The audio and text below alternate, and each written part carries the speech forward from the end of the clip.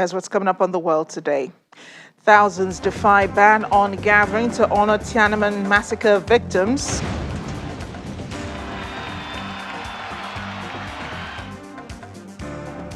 And hundreds of people expected to attend memorial in Minneapolis for George Floyd.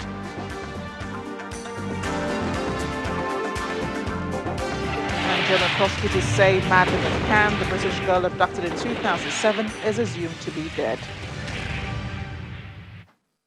Hello and welcome to the program. I'm Amarachi Ubani. We begin today in Hong Kong, where thousands of demonstrators defied a ban to stage a mass vigil in memory of the victims of the 1989 Tiananmen Square crackdown in Beijing.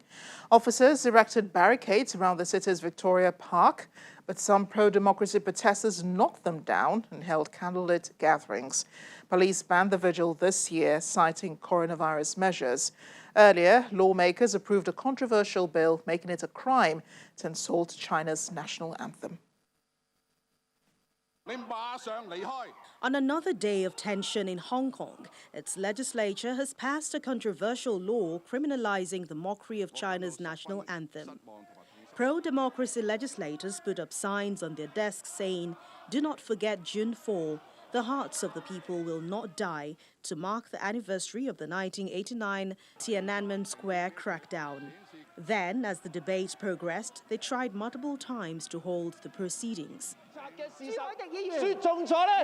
Police and firefighters then entered the legislature after two pro-democracy legislators threw foul-smelling liquid to protest against the crackdown by Chinese troops in and around Tiananmen Square 31 years ago. Legislative Council President Andrew Leung called such behavior irresponsible and childish before calling for the vote. Critics of the anthem bill see it as an infringement on the right to free expression the residents of the semi-autonomous city enjoy, but the pro-Beijing majority say the law is necessary for Hong Kong citizens to show appropriate respect for the anthem. The contentious debate over the bill came after China's ceremonial national legislature formally approved a decision last week to enact a national security law for Hong Kong that could see Chinese security agents posted in the city.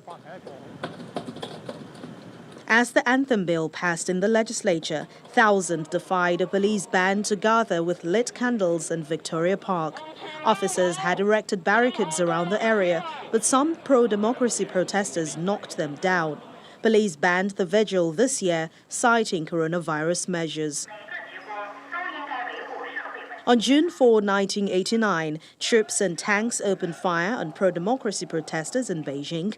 Estimates of the dead vary from a few hundred to several thousand. Hong Kong and Macau are the only parts of China that have been allowed to mark the killings. On the mainland, references to the crackdown are banned, and the government mentions it rarely, if at all. Legal expert Wilson Young joins us now. He is in Hong Kong. Wilson, thank you for joining us on the program. Let's begin with the outrage over the controversial bill. This is something that the people of Hong Kong have been trying to fight for weeks now. How are residents reacting to this piece of news that the bill has passed in the Parliament?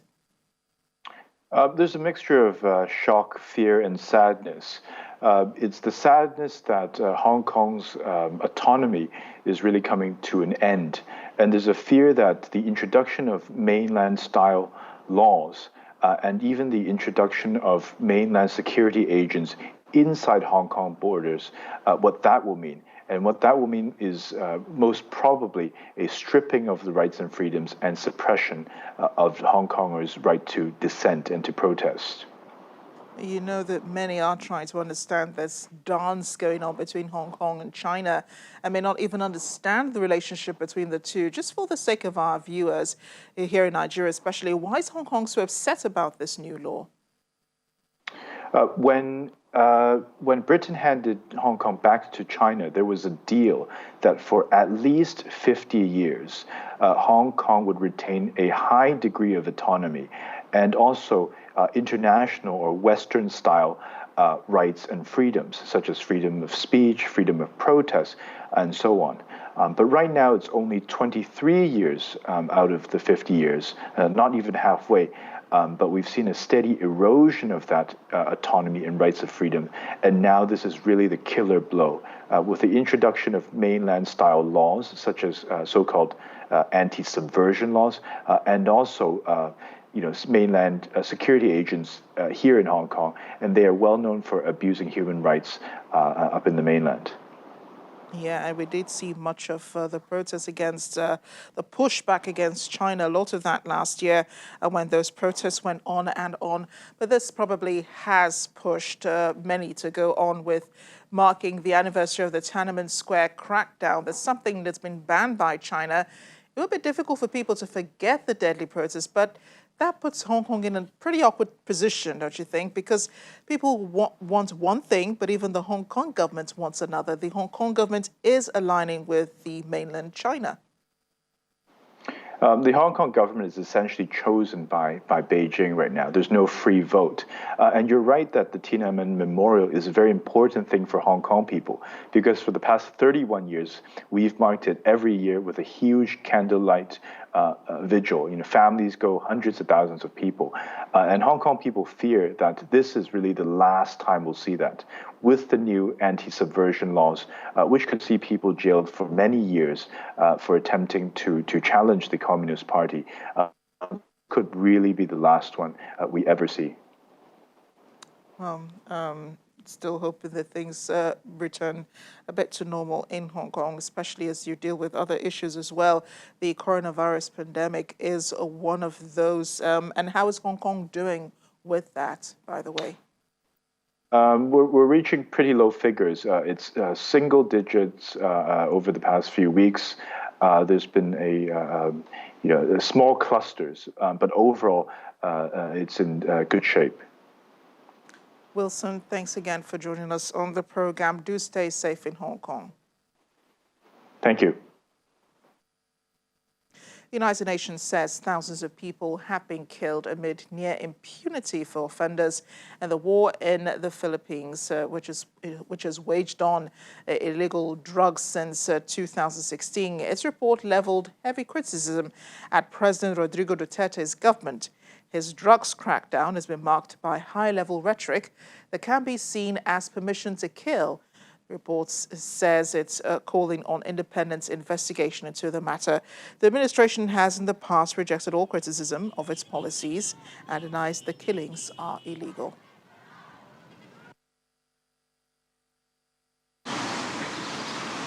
The drug operation has also been backed up by very hardline rhetoric from the president, from other senior government figures,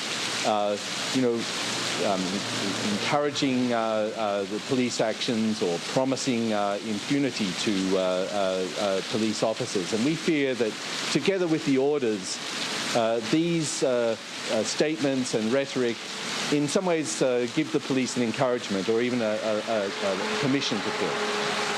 It shows how the very heavy-handed national security response to problems like drugs and terrorism has really led to very serious human rights violations, including widespread killings and arbitrary detention, but also a real tightening of the civic space and the suppression of dissenting views in the society. It also shows how, over a long period of time, there's been persistent impunity in the Philippines and the failure of the domestic system to really adequately investigate, prosecute, and provide justice in these types of cases. One of the problems is there's a lot of conflicting data, even from the government sources, about the number of people who have been killed during the drug war.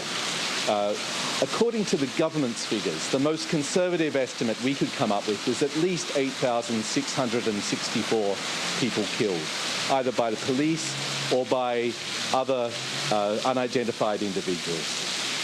Some estimates range to 3 times that number. So this is really a problem on a widespread and systematic scale.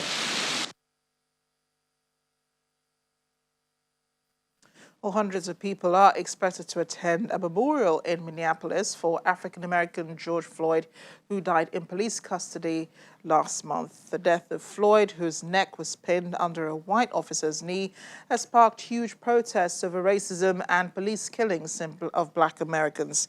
New charges were announced on Wednesday against all four of the now sacked officers present at Floyd's death. The charge against Derek Chauvin has been elevated to second-degree murder, while the other three officers previously uncharged face counts of aiding and abetting murder. Former President Barack Obama and Meghan, the Duchess of Sussex, are among senior public figures who have offered their support to the protesters. They've been joined by former Defense Secretary James Mattis, who also attacked his former boss, President Trump, saying that he stoked division and had abused his authority in his reaction to the protests.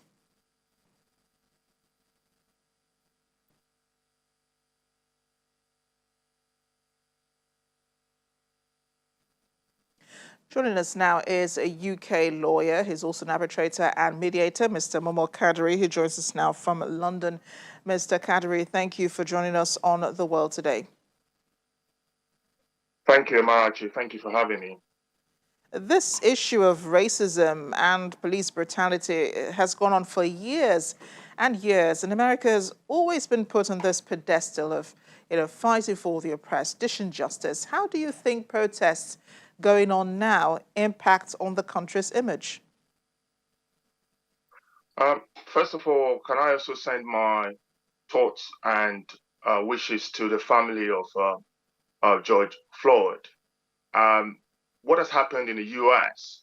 Obviously, it's a reprehensible show of brutality by law enforcement agents. In this case, the police, and it's a stark reminder that the U.S. that has been a country that has been known for, as we say, the land of the free, if in 2020 we're having incidents of this nature, I think it brings to question the real concerns that people have had over the years, including people of color, particularly the African Americans. Now, in terms of how people would look at the U.S. and the impact it has on the U.S., I think it's going to be quite significant, not only by the expression of the widespread demonstrations that you have seen in the U.S., but also, of course, across the globe. Now, the U.S. is supposed to be a welcoming society where many people go and study, they go for tourism, they go for investment and what have you.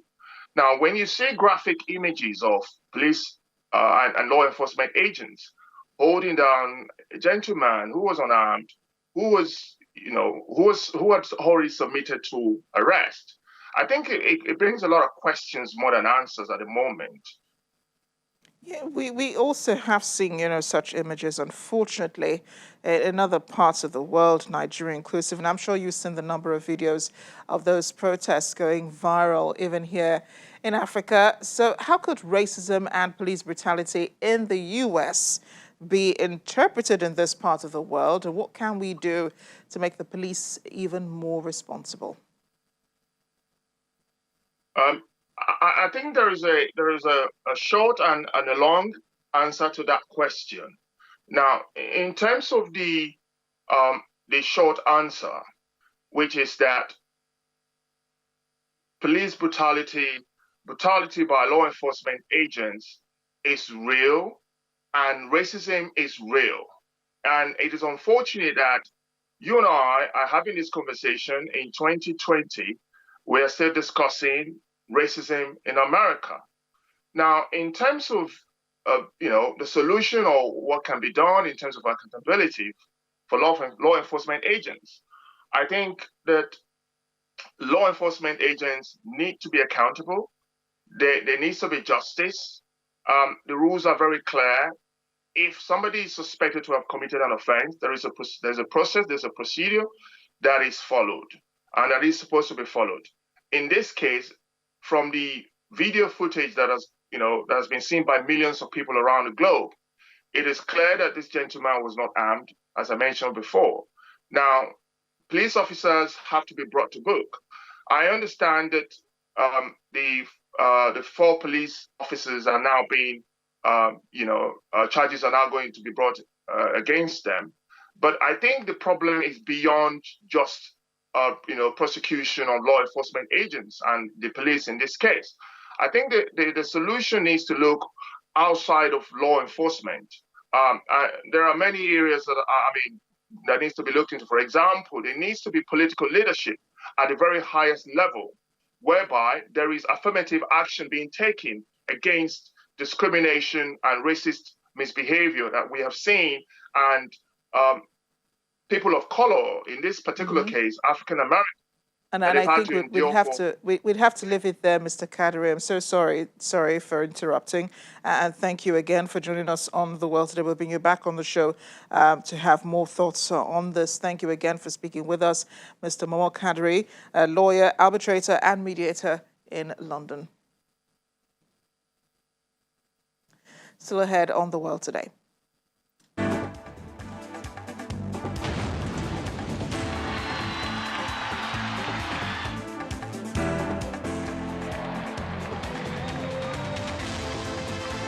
So people are getting more creative with social distancing. We're seeing shoes. We've also seen different ways. Now we're seeing hats as countries around the world ease lockdown restrictions.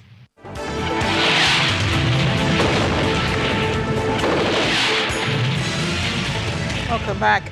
German prosecutors who are investigating the disappearance of Madeleine McCann in 2007 say she's assumed to be dead. It comes after it was announced that a 43-year-old German man is being investigated on suspicion of murder. The suspect, who has been named in German media as Christian B., is currently serving a prison sentence. He is believed to have been in the area where Madeleine, aged 3 at the time, was last seen while on holiday in Portugal. Police are appealing for the public's help in solving the case after they initially announced they had a new suspect on Wednesday. Russian President Vladimir Putin has declared a state of emergency after 2,000 tons of diesel oil leaked into a river within the Arctic Circle. A spill happened when a fuel tank at a power plant near the Siberian city of Norilsk collapsed last Friday. The power plant's director, Vyacheslav Stratistin, has been taken into custody until July 31st, but not yet charged. The plant is owned by a subsidiary of Norilsk Nickel, which is the world's leading nickel and palladium producer. The Russian Investigative Committee has launched a criminal case over the pollution and alleged negligence, as there was reportedly a 2-day delay in informing the Moscow authorities about the spill.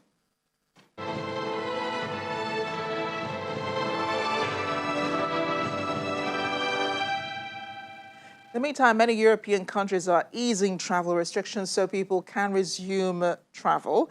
Turkey says it plans to resume flights with around 40 countries this month. Just a while ago, leaders around the world attended a virtual global vaccine summit with U.S. President Donald Trump also in attendance. As the search for a COVID-19 vaccine continues, representatives of more than 50 countries, including 35 heads of state or government, have come together virtually to raise funds. The summit, hosted by the UK, aims to raise the funds to protect over 300 million children against infectious diseases like measles, polio, and now the coronavirus.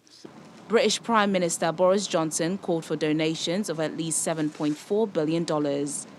UN Secretary-General Antonio Guterres, US President Donald Trump, and African Union Commission Chief Moussa Faki Mohamed were among others who made opening remarks at the summit. First, let's find safe ways to continue delivering vaccinations even as COVID-19 spreads. Second, let's use the networks of vaccine delivery to deliver a range of other primary health services. And third, when a COVID-19 vaccine becomes available, let's make sure it reaches everyone. Diseases know no borders. The coronavirus death tolls in Brazil and Mexico have soared to new daily records, with 1,349 and 1,092 confirmed fatalities even as the countries begin to ease lockdown restrictions. Brazil now has more than 32,000 deaths, while Mexico has over 11,000. Over in the Middle East, Iran has reported a second day of more than 3,000 virus cases, sparking fears of a second wave of mass infections. Despite this, Iran is continuing to ease restrictions for many in the country. Israel's parliament has suspended most of its activities for the day after a lawmaker tested positive for the coronavirus. Workers have been asked not to come to work unless it's essential, while committee meetings have been postponed. Austria has unilaterally opened its borders, with the foreign minister describing it as a return to pre-corona times. But the frontier remains closed with Italy, which fully reopened all its borders on Wednesday.